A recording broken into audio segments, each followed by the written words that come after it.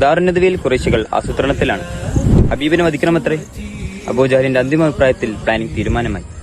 മൂർച്ചയുള്ള വാളുമായി എല്ലാ ഗോത്രത്തിൽ നിന്നും കരുത്തുള്ള ഓരോരുത്തരും കൂട്ടായി ചെന്ന് ഒറ്റവെട്ട് ഒരുമിച്ച് വെട്ടണം. ഉടനെ നബി സല്ലല്ലാഹു അലൈഹി വസല്ലമയോട് ജിബ്രീൽ അലൈഹിസ്സലാം വന്നുകൊണ്ട് സാധാരണ കിടക്കുന്നിടത്ത് ഇന്ന് കിടക്കരുതെന്ന് പറഞ്ഞു. അവിടെ നിന്നാണ് ഹിജ്റക്ക് അല്ലാഹു സമ്മതം നൽകുന്നതും. അർദ്ധരാത്രിയിൽ ശത്രുക്കൾ വീട് വലഞ്ഞു.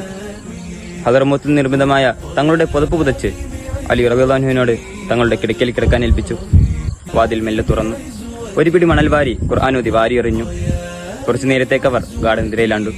അന്നേരം നബി സല്ലല്ലാഹു അലൈഹി വസല്ലമ തങ്ങൾ സിദ്ദീഖ് റളിയല്ലാഹു അൻഹുവിന്റെ വീട്ടിലേക്ക് നടന്നകന്നു.